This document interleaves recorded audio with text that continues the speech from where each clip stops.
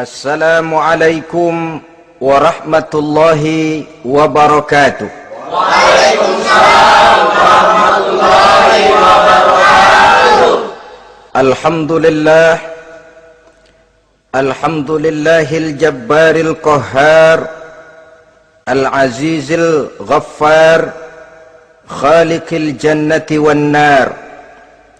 Wassalatu wassalamu ala sayyidina Muhammadinil mukhtar wa ala alihi wa ashabihil athhar, amma ba'du. Saudara-saudara kaum muslimin rahimakumullah, pada pertemuan terdahulu di dalam membicarakan tentang hari kiamat, saya sudah menjelaskan bahwa setelah manusia menghadapi pengadilan Qadhi Rabbul Jalil, pada akhirnya terbagilah manusia dalam dua kelompok besar, fariqun fil jannah wa fariqun fis sa'ir. Sekelompok orang masuk ke dalam surga dan segolongan lainnya lagi masuk ke dalam neraka. Maka pada pertemuan kali ini kita akan membicarakan tentang surga dan calon-calon penghuninya.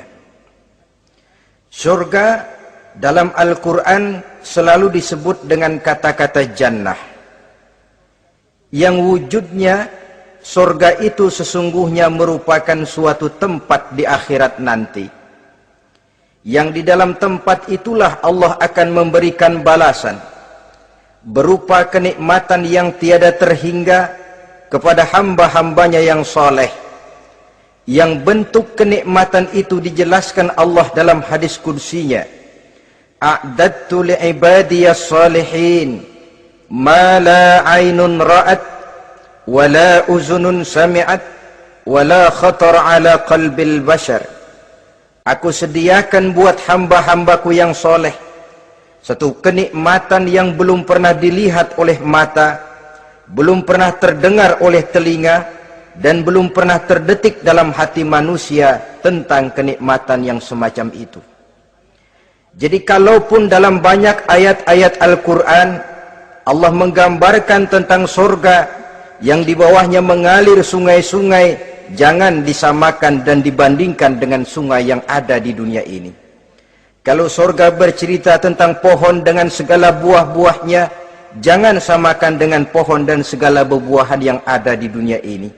Kalau surga bercerita tentang istana, tentang tempat tidur, tentang permadani dan sebagainya, seluruhnya tidak sama dan tidak bisa disamakan atau dibayangkan dengan yang kita hadapi dalam kehidupan di dunia ini. Di sanalah manusia akan menemukan kehidupan yang hakiki, yang sebenar-benarnya, yang tidak akan pernah berubah untuk selama-lamanya. Adapun kehidupan di dunia ini, boleh saja kita katakan kehidupan yang kamuflase, fata morgana, atau dalam bahasa agama sering disebut dengan kehidupan khayali. Ia berubah, ia bertukar, ia berganti oleh pergeseran masa dan pertukaran waktu. Kita jadi orang kaya di dunia, bagaimanapun kayanya kita, kekayaan itu tidak lain adalah kekayaan khayali namanya. Hari ini dia kaya, besok dia boleh jatuh bangkrut. Tengoklah orang-orang kaya di dunia ini, yang tidak cuma sekedar memperkaya diri untuk dirinya sendiri saja, tapi kadang-kadang sudah mempersiapkan untuk anak-anaknya, untuk cucu-cucunya, untuk iparnya, untuk besannya, pendeknya untuk seluruh keluarganya. Tidak cukup harta cuma untuk 1, 2, 3, bahkan sampai 7 keturunan. Tidak cukup dengan uang miliaran, malah triliunan. Tidak cukup dengan punya tanah yang luas, malah gunung dibeli, laut dibeli, langit pun kalau dijual mau dibeli. Sudah melampaui batas yang dinamakan kewajaran, dihinggapi penyakit rakus bin serakah alias tamak, lalu menghalalkan segala macam cara untuk mencapai harta, padahal itu tidak lebih dari bayangan khayali. Harta yang banyak itu mampukah menolak penyakit yang hendak datang? Harta yang banyak itu mampukah menahan tumbuhnya uban selembar di atas rambutnya? Harta yang banyak itu mampukah mencegah sebuah giginya yang hendak permisi? Dan pada akhirnya harta yang begitu banyak itu mampukah menolak kedatangan malaikat maut? Sama sekali ternyata tidak. Itulah kekayaan khayali namanya. Karena itu orang yang terbuka mata hatinya, dia tidak hanya mengejar kekayaan khayali ini, dia mengejar kekayaan hakiki yang terpendam di dalam kepribadian berupa al-akhlaqul karimah. Akhlak dan budi pekerti yang terpuji yang menghiasi jiwa dan kehidupannya. Ada sifat sabarnya, ada sifat syukurnya, ada sifat qanaahnya, dan segala macam akhlak yang terpuji. Itulah kekayaan jiwa yang tidak bisa dinilai dengan materi. Kita punya pangkat, jabatan, kedudukan tinggi, pangkat apapun di dunia ini sesungguhnya tidak lebih dari pangkat khayali. Buktinya bahwa dia pangkat khayali, pangkat di dunia ini selalu ada bekasnya. Saudara kenal ada bekas camat? Ada? Ada bekas lurah, ada bekas gubernur, ada bekas menteri, ada bekas presiden. Hari ini dia lurah, besok bekas lurah. Hari ini dia camat, besok bekas camat. Hari ini dia menteri, besok bekas menteri. Pangkat khayali. Maka Quran menganjurkan jangan pangkat khayali yang kita kejar mati-matian. Sampai menggunakan sistem jilat atas, injak bawah, sikut kiri kanan, yang penting dapat kedudukan. Padahal itu tidak lebih daripada pangkat khayali. Quran menganjurkan carilah pangkat hakiki. Kedudukan di sisi Allah, maqam di sisi Allah, itulah pangkat yang sebenarnya. Apa jalan ke arah sana? Quran memberikan petunjuk. Wa minal laili fatahajjad bihi nafilatan lak asa ayyab'asaka rabbuka maqaman mahmuda. Di keheningan malam, dikala orang tidur nyenyak, bangunlah engkau tahajud kepada Allah Tuhanmu. Pasti kalau itu kau laksanakan, Allah akan menempatkan engkau di satu tempat yang terpuji, mendapat pangkat yang hakiki dan bukan sekedar pangkat khayali. Kita berusia muda, muda kita ini pun muda khayali. Berapa lama kita muda? Hari berubah jadi minggu, minggu bertukar menjadi bulan, bulan pergi datanglah tahun. Pergeseran masa dan pertukaran waktu membuat kita jadi berubah. Kulit yang tadinya kencang jadi lentur dan keriput. Segalanya berubah. Oleh karenanya, pada kehidupan di surga nanti, orang akan menemukan kehidupan yang hakiki, yang tidak akan pernah berubah untuk selama-lamanya. Nah, kita akan mulai dengan menjelaskan bagaimana sebenarnya keadaan surga itu. Pertama, luasnya. Berapa sih luasnya surga? Dengan logika, sekarang ini dunia dihadapi dengan kekhawatiran terhadap peledakan penduduk yang nyaris tidak terkendali. 5 miliar lebih jumlah manusia yang nongkrong di permukaan bumi. Tapi sesungguhnya planet bumi yang kita tinggali ini cuma satu planet kecil dari 9 buah planet yang berada dalam sistem tata surya matahari yang lazimnya kita namakan galaksi. Selain tata surya matahari yang namanya galaksi itu, masih terdapat lagi galaksi-galaksi lain yang dengan sendirinya juga dikitari oleh planet-planet lain. Dan bumi kita yang kita tinggali ini, yang dihuni oleh tidak kurang 5 miliar manusia, hakikatnya cuma setitik debu di tengah angkasa alam yang luas ini. Oleh karenanya, di dalam surah Ali Imran ayat 173, ayat 133, Allah Subhanahu wa taala menjelaskan, wasari'u ila maghfiratin min rabbikum wa jannatin 'arduha as-samawati wal ardu u'iddat lil muttaqin. bersegeralah kamu menuju ampunan Allah dan surga yang luasnya seluas langit dan bumi. Seluas langit dan bumi. Sedangkan langit oleh mata telanjang ini kan tidak pernah kelihatan. Yang nampak oleh kita biru di atas itu cuma batas titik pandangan manusia yang terjauh. Dan konon itu adalah refleksi sinar matahari yang menyentuh air laut, melahirkan warna biru.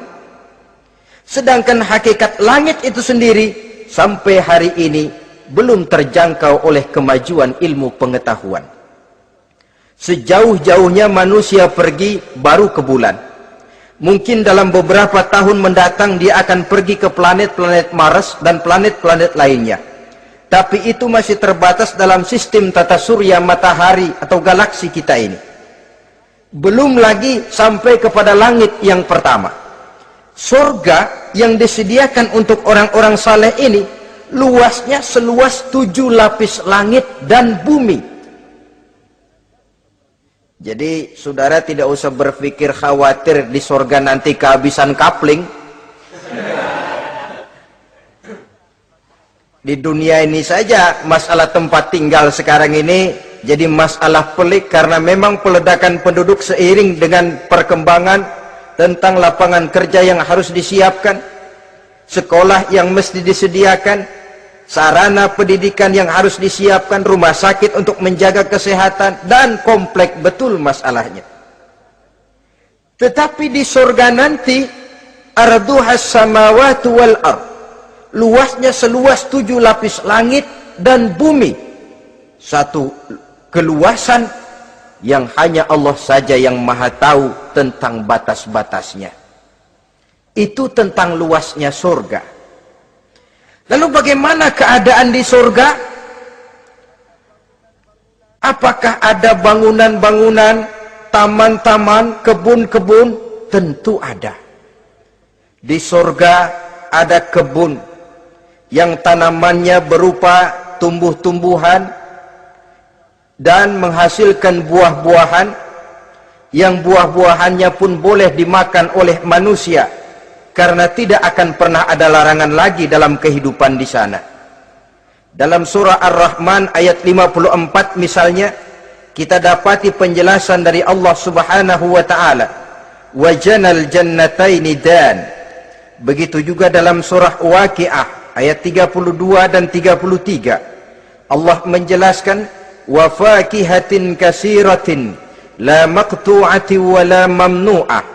Dan di dalam surga itu terdapat buah-buahan yang sangat banyak sekali yang tidak pernah putus-putusnya, wala mamnu'ah, dan tidak dilarang untuk mengambilnya. Yang dimaksud la maqtu'ah, tidak terputus, artinya buah-buahan di surga itu begitu kita petik keluar lagi gantinya, dipetik lagi keluar lagi gantinya. La maqtu'ah, tidak pernah putus. Lain kan pohon di dunia ini hari kita petik keluar lagi kapan? Musim tahun depan, nungguin kita. La maqtu'ah, tidak pernah terputus buah-buahan itu, wala mamnu'ah, dan tidak terlarang untuk memetiknya. Adakah pohon pisang? Pohon pisang ada. Anggur? Anggur banyak. Delima pun ada. Tetapi sekali lagi, bagaimanapun hakikat buah di surga cuma sama dalam nama tapi lain dalam wujudnya.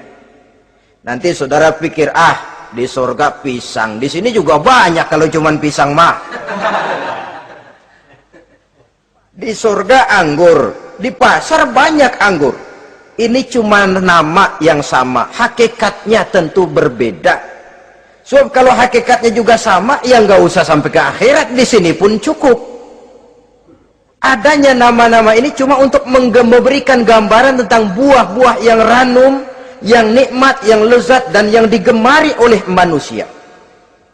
Dan jangan heran kalau di dunia ini biasanya pohon itu akarnya di bawah, buahnya yang di atas.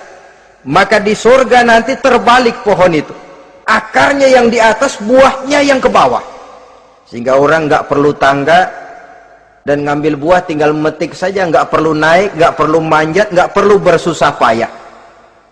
Saudara-saudara kaum muslimin rahimakumullah. Kemudian bangunannya bagaimana? Surga itu pun bertingkat. Di dalam Al-Furqan ayat 10 Allah subhanahu wa ta'ala menjelaskan, Tabarakallazi in sya'a ja'ala laka khairan min zalik jannatun tajri min tahtihal anhar wa yaj'al laka kusura. Maha suci Allah yang apabila ia menghendaki dijadikannya untuk kamu yang lebih baik daripada kehidupan dunia ini, yaitu surga yang di bawahnya mengalir sungai-sungai, dan dibangunkannya untuk kamu istana-istana di dalam surga.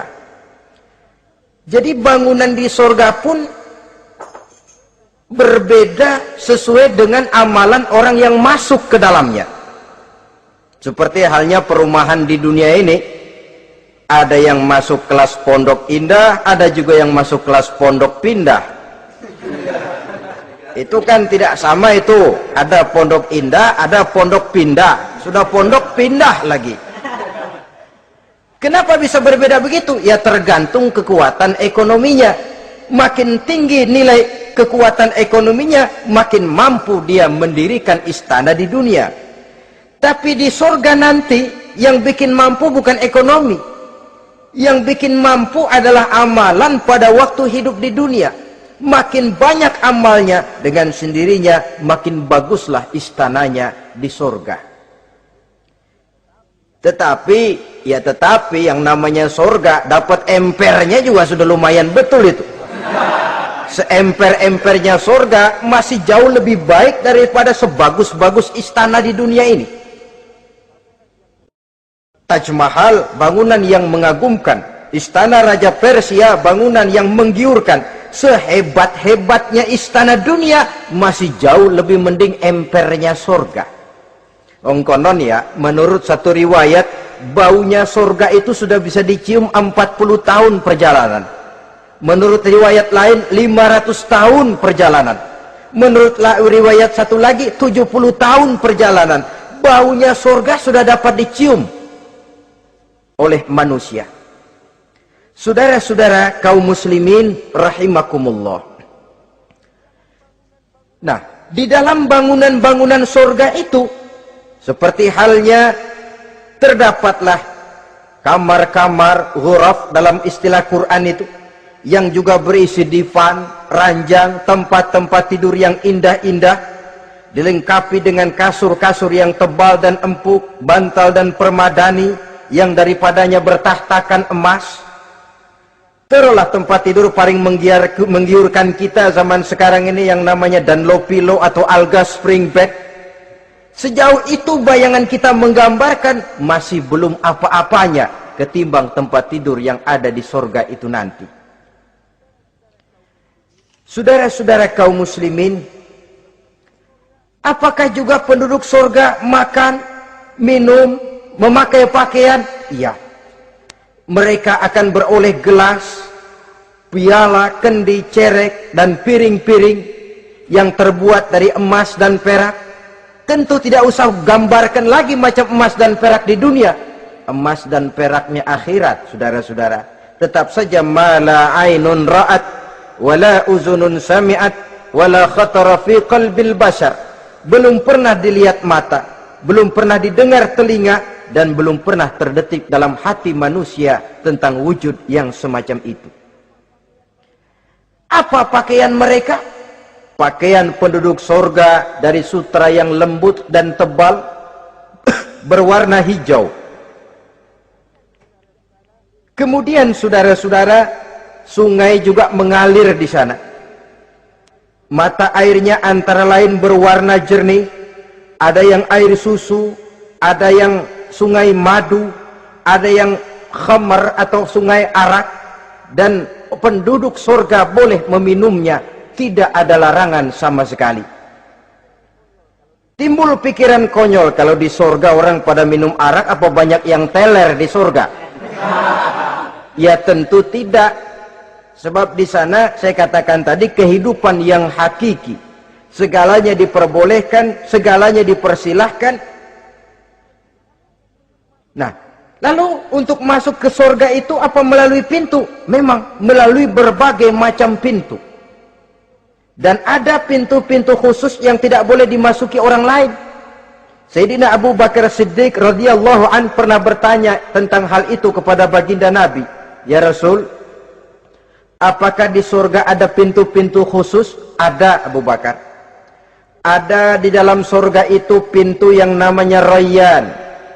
Tidak boleh masuk ke pintu itu melainkan orang-orang yang puasa. Orang-orang yang rajin puasa, mereka akan masuk ke surga melalui satu pintu yang dinamakan Babur Rayyan atau pintu Rayyan. Ada pintu jihad, yang masuk lewat itu hanya mereka orang-orang yang waktu di dunia sepanjang hidupnya berisi jihad, menegakkan dan meninggikan kalimat Allah. Ada Babus Sadaqah, pintu yang hanya boleh diliwati oleh orang-orang yang rajin bersedekah, ringan tangan dalam memberikan bantuan kepada orang-orang yang memang memerlukannya. Dan setiap orang melalui pintu yang sesuai dengan amalannya masing-masing. Ketika itu Abu Bakar bertanya, ya Rasul, apa ada orang yang dipanggil dari tiap pintu? Tiap pintu manggil dia. Kata Nabi, ada Abu Bakar, dan saya doakan kau masuk salah satu di antara orang yang dipanggil dari tiap pintu. Ini orang multi komplek ini. Puasa, dia ahli puasa. Soal jihad, sepanjang hidupnya dia jihad. Sedekah memang tangannya pemurah. Tahajud memang tiap malam. Sementara itu akhlaknya luhur. Tiap pintu manggil dia. Dalam hadis ada juga perempuan yang bernasib baik.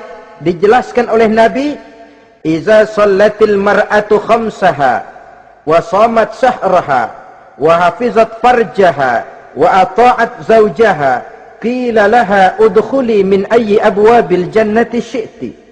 Apabila seorang perempuan dia kerjakan solat yang 5 waktu, dia puasa di bulan Ramadan, dia jaga kehormatan dirinya, kemudian dia taat kepada suaminya, di akhirat nanti dikatakan kepada perempuan tadi, wahai perempuan, udkhuli min ayyi abwabil jannati syi'ti. Masuklah kamu ke dalam surga dari pintu mana saja yang kamu mau. Disuruh pilih, saudara-saudara. Nah, kalau kita waktu di dunia ini tidak ada keistimewaan amal, bingung mau masuk pintu mana. Ramadan puasanya kayak gendang. Depan doang sama belakang, penutupan sama pembukaan, peserta kehormatan. Tengah-tengahnya kosong. Nanti mau masuk pintu Rayyan, ditanya, ini pintunya orang yang puasa. Kamu puasa Ramadan? Puasa juga sih. Puasa juga sih bagaimana? Iya, pembukaan sama penutupan. Tengahnya kosong, nggak bisa lewat pintu sini, cari pintu lain saja. Mau masuk kita lewat pintu jihad, ditanya lagi, kamu lewat sini apa merasa pernah berjuang membela agama waktu di dunia? Mau lewat pintu sholat, apa kau termasuk orang yang konsekuen menjaga sholat? Bersyukurlah kita kalau tiap pintu memanggil. Kalau tidak, adalah salah satu amal kita yang menunjukkan keistimewaan kita. Karena itu beramal nggak perlu banyak, yang penting rutinnya, istiqomahnya. Ahabbul a'mali indallah adwamuha wa in qalla. Amalan yang paling dicintai Allah yang dikerjakan secara tuntas walaupun tidak banyak. Saudara baca ayat Quran nggak banyak, satu malam cuma 3 ayat, tapi rutin tiap malam 3 ayat, tiap malam 3 ayat. Itu lebih dicintai Allah daripada sekali ngaji 1 juz, terus 3 bulan nggak ngaji-ngaji.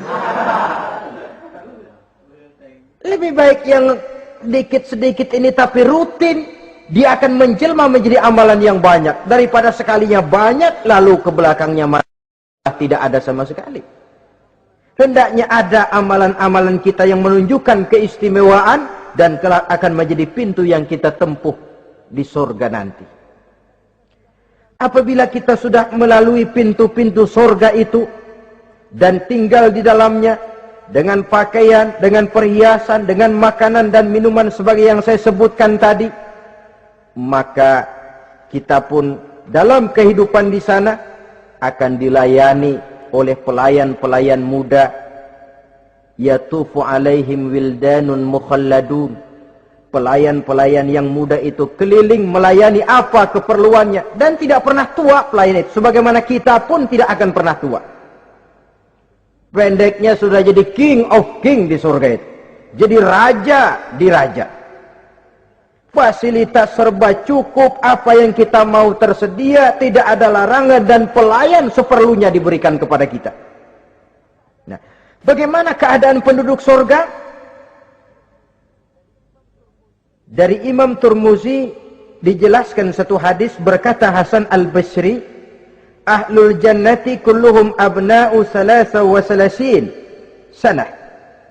Mereka rata-rata orang-orang muda penduduk surga itu. Umurnya tidak lebih 33. Ya, muda-mudanya, cakep-cakepnya, ganteng-gantengnya. Pantas kalau satu hari ada perempuan tua menghadap Rasul. Ya Rasul, saya ahli ibadah, saya beriman kepada Allah, saya cinta kepada Islam, apakah saya akan masuk surga ya Rasul? Nabi senyum, enggak bu, nenek-nenek enggak masuk surga. Itu perempuan nangis sejadi-jadinya. Ya Rasul, kalau gitu sia-sia tahajud saya, sia-sia puasa saya, sia-sia segala macam ibadah saya. Nenek-nenek enggak masuk surga ya Rasul, sayang benar segalanya ini. Rasul kemudian menghampiri perempuan tadi, bu, kalau yang ibu bilang itu benar, ibu masuk surga. Cuman di sana ibu balik muda lagi, kulit nggak kempot kayak begitu, rambut nggak putih macam begitu. Ibu nanti di surga bakal jadi muda lagi. Salasa wa salasin, umur 33 tahun. Rata-rata seluruh penduduk surga umurnya begitu. Tidak ada yang tua, tidak ada yang anak-anak, tidak ada yang remaja, rata-rata segitu. Nah, lalu bagaimana? Di surga hati mereka menjadi satu. Di antara sesama penduduk surga. Tidak ada yang iri hati, tidak ada yang punya sifat dendam. Itu keadaan di surga. Walaupun bertetangga, yang satu bisa mengunjungi yang lain, yang satu bisa nengokin yang lain, tapi tidak ada sikap iri hati dan dengki. Tidak ada yang satu datang ke tempat saudaranya di surga, loh kapling lu lebih luas dari gua nih, nggak adil Tuhan. Tidak ada. Semuanya hati sudah menjadi satu, tidak ada dendam, tidak ada iri hati. Kan jauh bedanya dengan kehidupan di dunia ini toh. Kadang-kadang di dunia ini begitulah romantikanya. Kita melarat, disuraki orang, kita sedikit kaya, diselidiki orang, ada saja yang iri, ada saja yang hasud, dan selalu mencari cara untuk menjatuhkan kita. Di surga, hal semacam itu tidak akan kita temui. Orang tidak punya sifat iri hati dan dendam. Lalu bagaimana lagi keadaan penduduk surga itu? Mereka selalu merasa senang dan bahagia. Tiap hari, tiap saat yang dirasakan cuma itu saja. Tidak diselingi seperti kehidupan di dunia ini, di mana senang berseling dengan susah, bahagia berganti dengan derita, ada senyum bahagia, ada tangis menahan derita. Itu romantika kehidupan di dunia. Di akhirat itu tidak akan pernah ditemui dalam surga nanti. Orang selalu merasa senang, karenanya di sana tidak ada keluh kesah. Tidak ada orang yang murung, tidak ada orang yang narik napas panjang sambil menghitung bintang di langit. Selalu merasa senang dan selalu merasa bahagia. Lalu bagaimana kondisi fisik mereka?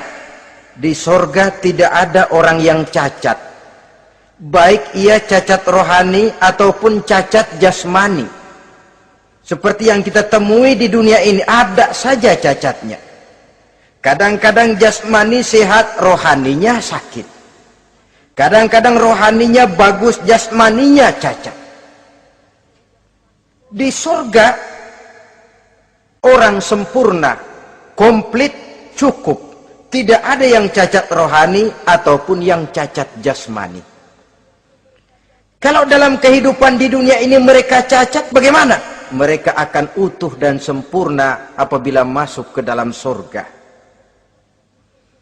Dan di surga, sungguh pun mereka makan, sungguh pun mereka minum, mereka tidak akan pernah buang air, baik air besar maupun air kecil.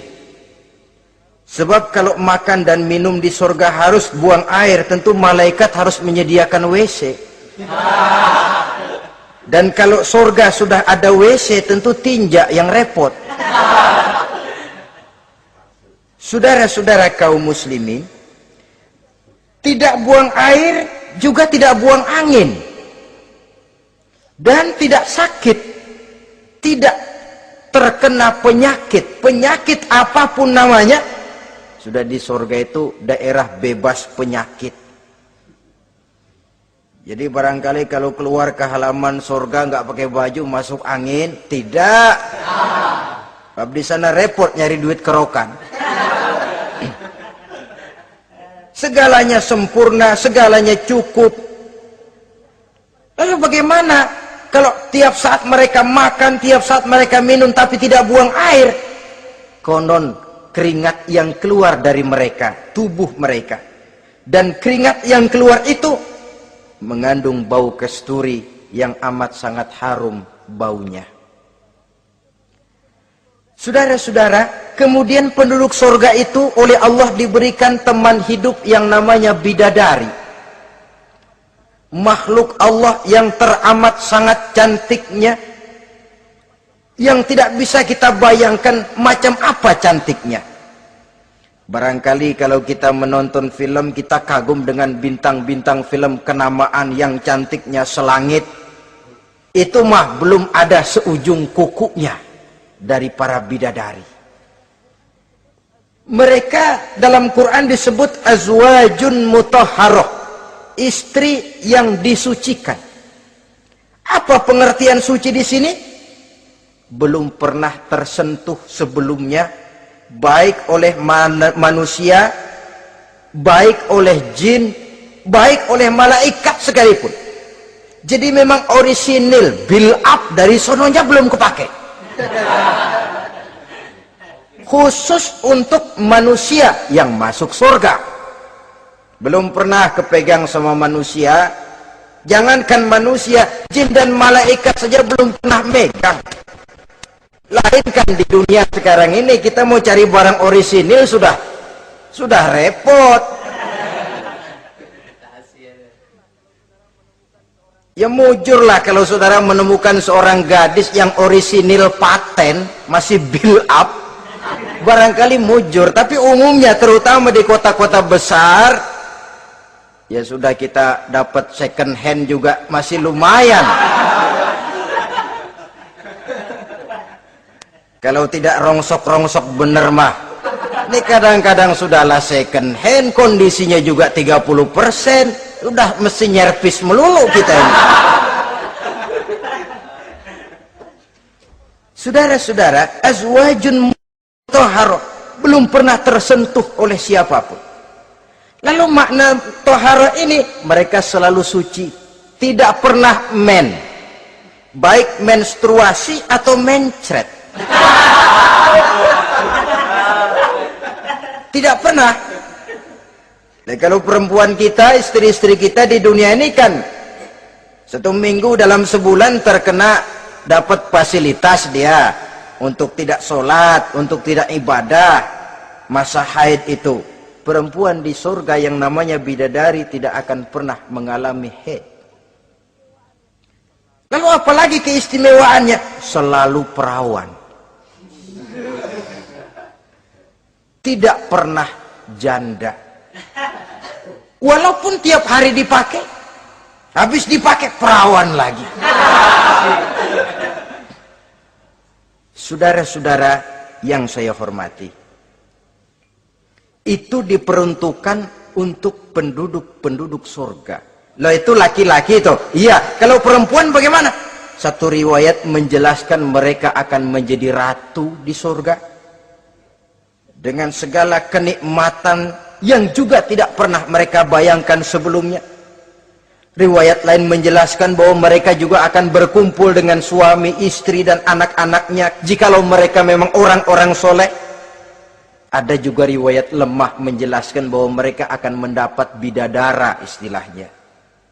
Saudara-saudara kaum muslimin rahimakumullah. Pendeknya, surga dan seluruh kenikmatan yang ada di dalamnya tidak pernah mata melihat, belum pernah telinga mendengar, belum pernah terbetik dalam hati manusia. Oh, di surga begini kali ya. Berbeda dengan itu. Oh, bidadari begini kali ya. Kalau masih begini kali ya, masih bisa dibayangin. Ini sudah nggak bisa dibayangin. Jadi nggak usah begini ya begitu ya.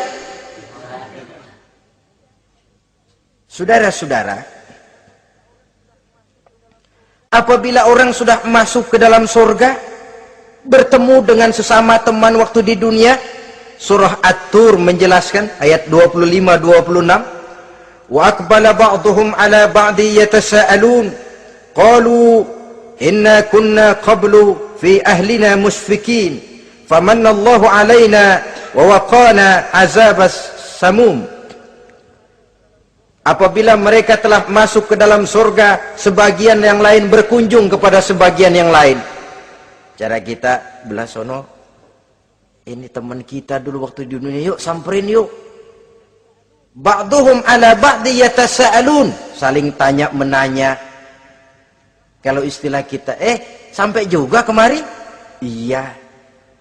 Saya waktu di dunia dulu sebenarnya sudah khawatir, takut mendapat azabnya Allah.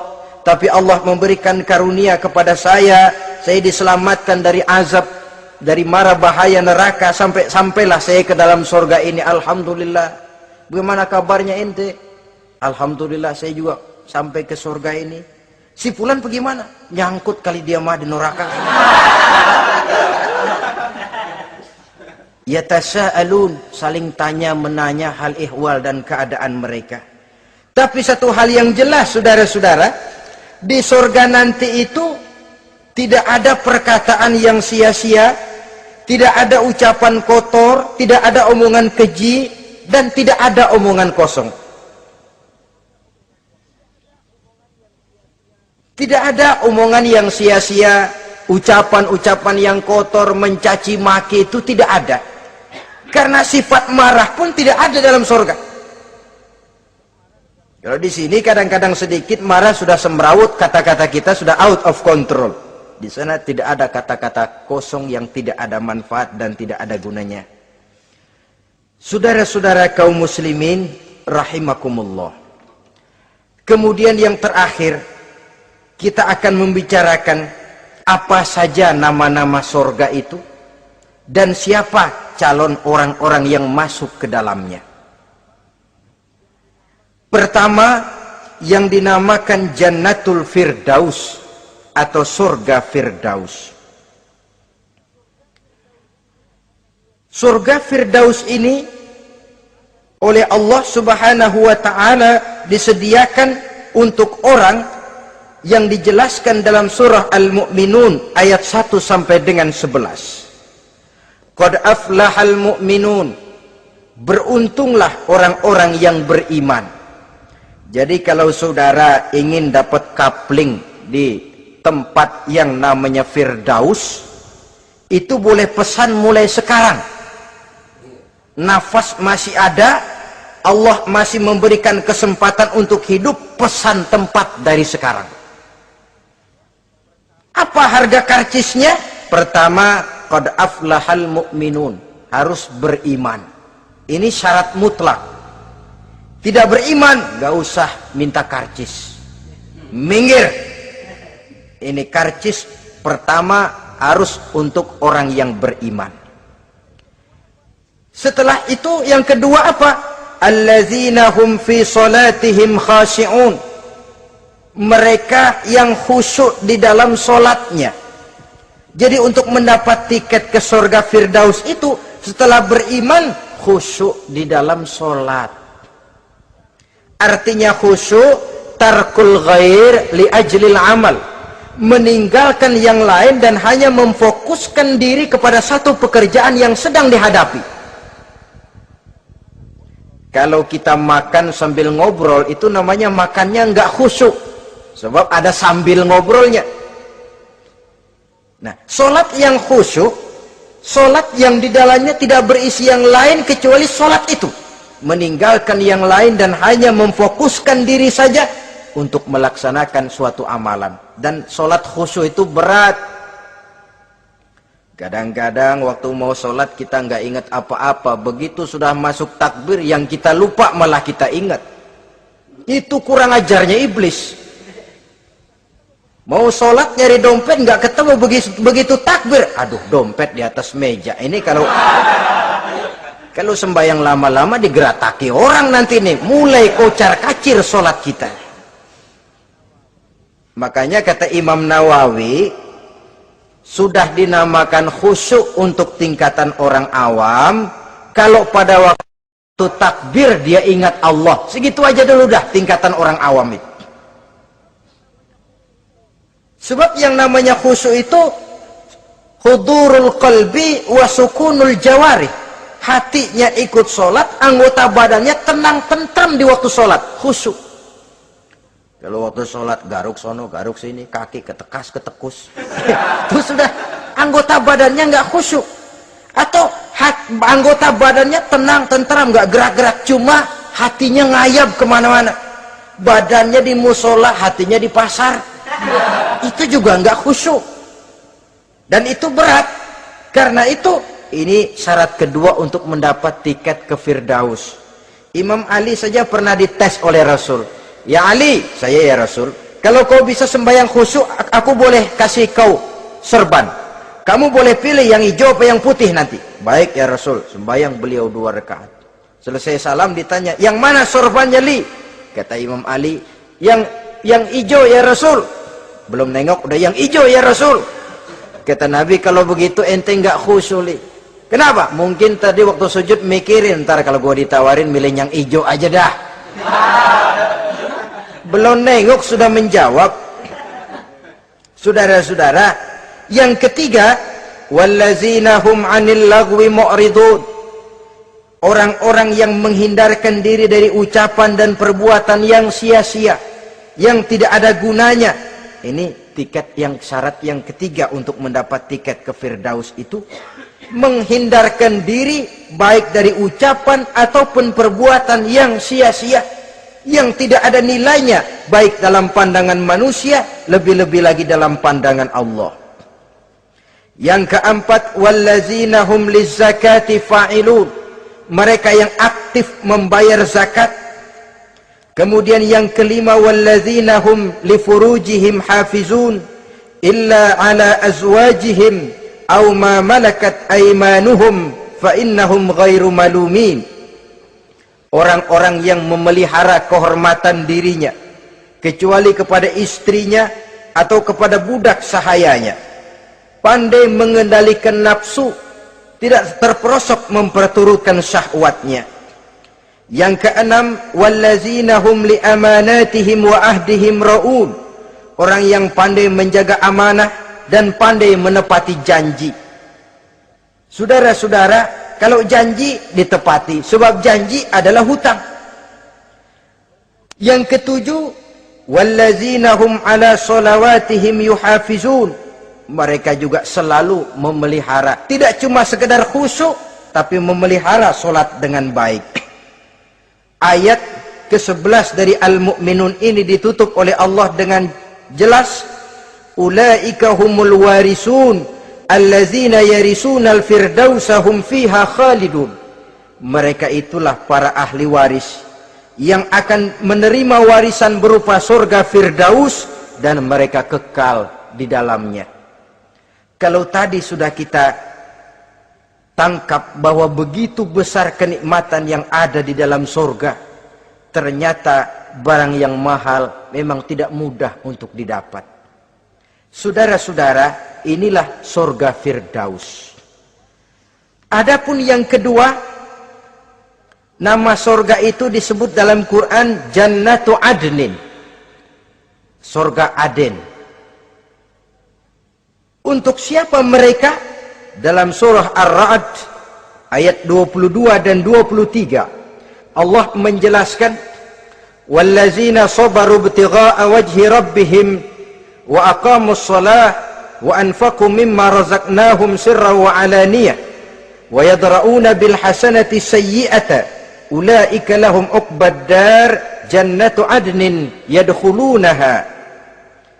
Dan orang-orang yang sabar, wallazina sabaru, orang-orang yang sabar. Sabar dalam apa? Ibtigha'a wajhi rabbihim, dalam menuntut keridhaan Allah.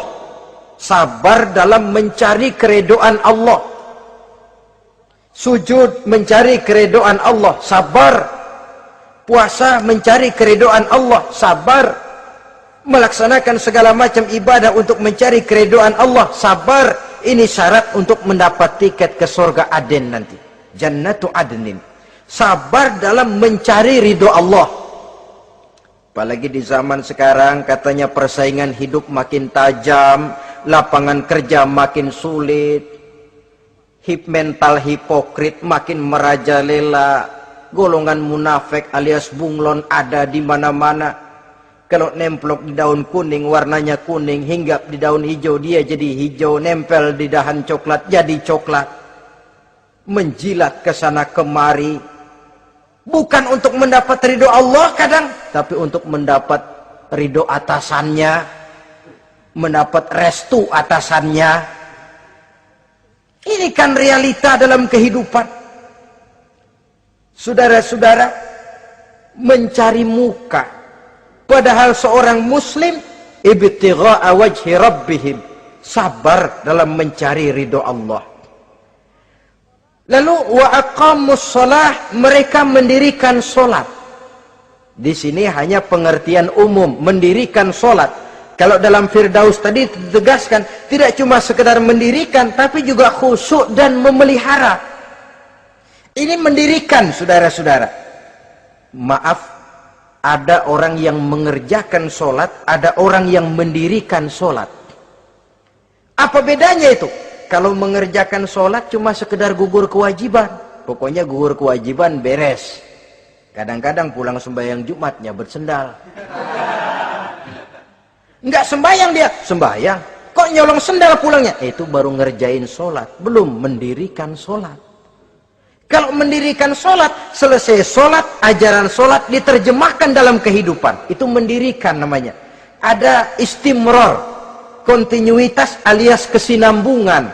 Selesai sholat, akhlak sholat, ajaran sholat diterjemahkan di luar sholat. Itu makna aqamus sholah. Apalagi syarat yang ketiga untuk mendapat tiket ke surga Aden ini? Wa anfaqu mimma razaqnahum sirran wa alaniyah, menginfakkan, membelanjakan di jalan Allah rezeki yang diberikan kepada mereka, baik terang-terangan maupun sembunyi-sembunyi. Maka sedekah itu terang-terangan baik, sembunyi-sembunyi juga baik kalau niatnya ikhlas karena Allah.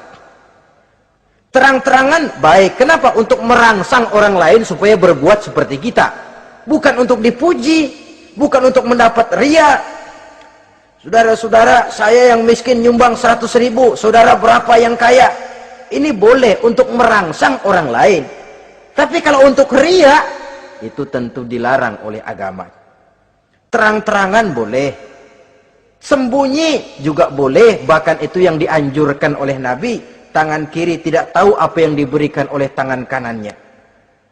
Saudara-saudara, lalu yang keempat, wa yadra'una bil hasanati sayyi'ata, mereka menolak kejahatan dengan kebaikan. Dia hanya tidak berteriak-teriak tentang kemiskinan, tapi melakukan usaha bagaimana mengatasi kemiskinan. Dia tidak hanya berteriak dengan mengemukakan berbagai macam kemunkaran, tapi mengimbanginya dengan menanamkan segala macam kebajikan. Seperti sekarang ini tuh, air saja kalau cuma dibendung tapi tidak disalurkan kan ngebludak, jebol bendungan. Kita cuma teriak anak-anak muda dihantam oleh kebudayaan barat yang merusak moral, tapi mana kebudayaan Islam kita? Gak pernah kita timbulkan. Musuh kita adalah kemiskinan dan kebodohan, jelas. Tapi apa langkah ekonomi yang kita lakukan untuk mengatasi kemiskinan? Dan bagaimana upaya kita meningkatkan mutu pendidikan? Kadang-kadang yang mutunya baik, mahalnya nggak kejangkau oleh lapisan rakyat yang di bawah, menengah ke bawah ini. Itu yang jadi problem.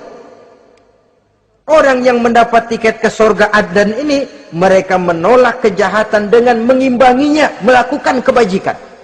Tidak cuma teori, tidak cuma propaganda, tapi ada langkah konkret bahwa untuk membentengi kemaksiatan harus diperbanyak munkarat.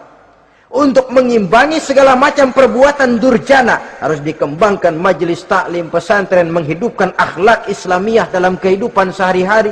Wa yadra'una bil hasanati sayyi'ah.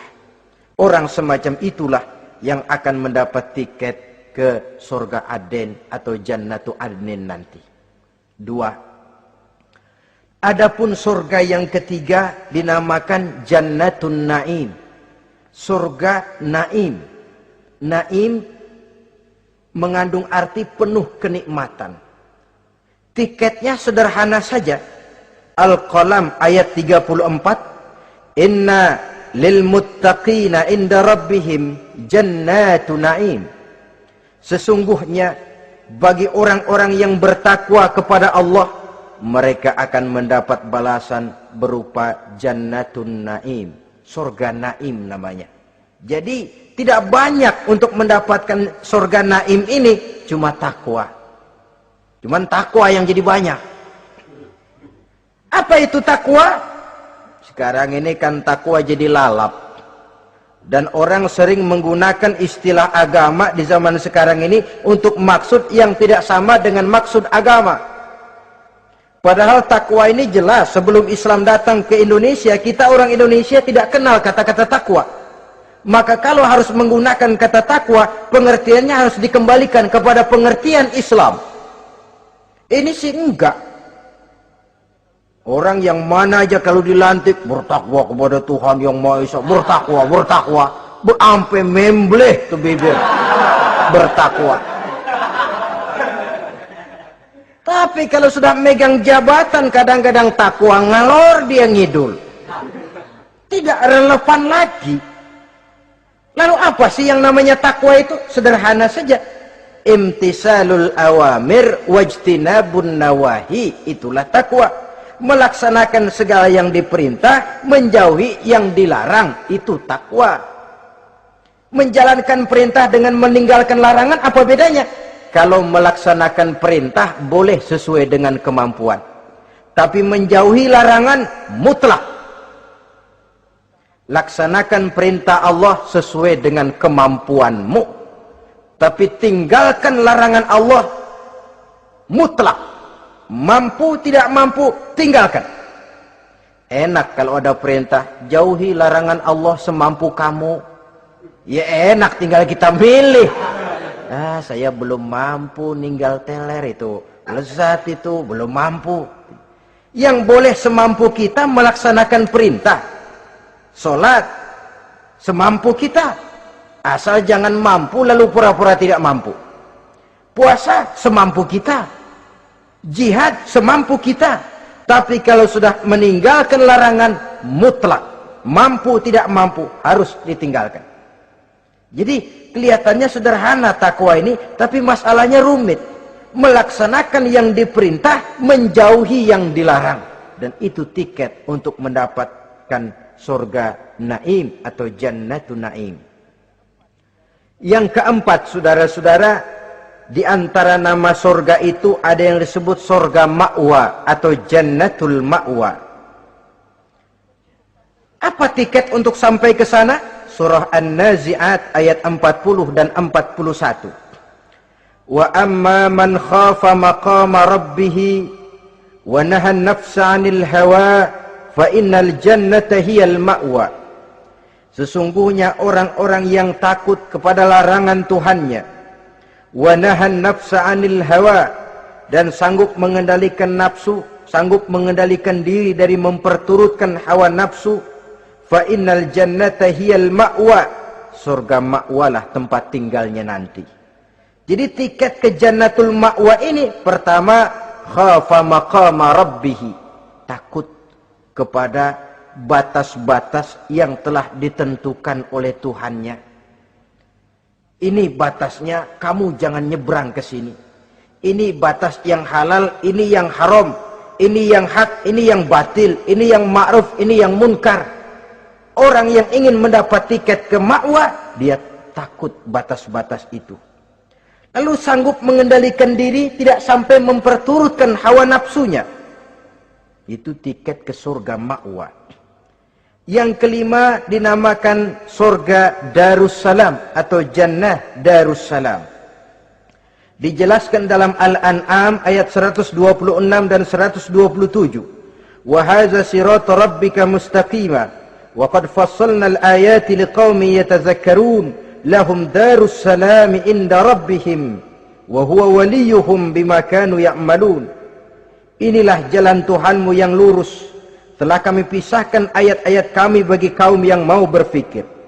Jadi kelihatan di sini untuk mendapat tiket ke Darussalam, istiqomah mengikuti jalan lurus, istiqomah berpegang kepada Islam, dan pandai membedakan apa yang memang oleh Allah sudah dibedakan, antara yang hak dan batil, antara yang benar dan salah, dan selalu ingat kepada ayat-ayat Allah.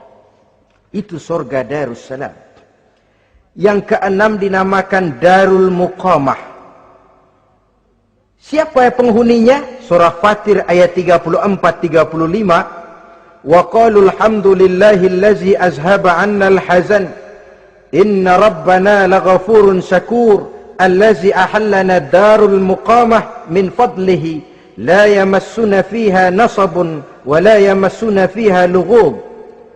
Yaitu orang-orang yang senantiasa bertahmid, memuji kebesaran Allah Subhanahu wa ta'ala, mereka akan mendapatkan Darul Muqamah. Yang ketujuh dinamakan surga Maqamul Amin. Ini pun disediakan untuk orang yang bertakwa, seperti dalam Ad-Dukhan ayat 51, innal muttaqina fi maqamin amin. Dan yang terakhir, yang kedelapan adalah surga khuldi atau Jannatul Khuldi. Dalam surah Al-Furqan ayat 15 dijelaskan, qul adzalika khairun am jannatul khuldi allati wu'idal muttaqun kanat lahum jazaan wa masira. Saudara-saudara kaum muslimin rahimakumullah, oleh terbatasnya waktu, inilah sekelumit tentang surga dan calon-calon penghuninya. Mudah-mudahan dijadikan kita oleh Allah termasuk salah seorang di antara calon-calon yang kelak akan menjadi penghuni surga, mendapat kenikmatan yang kekal dan abadi di dalamnya. Amin ya rabbal alamin. Terima kasih atas segala perhatian. Mohon maaf atas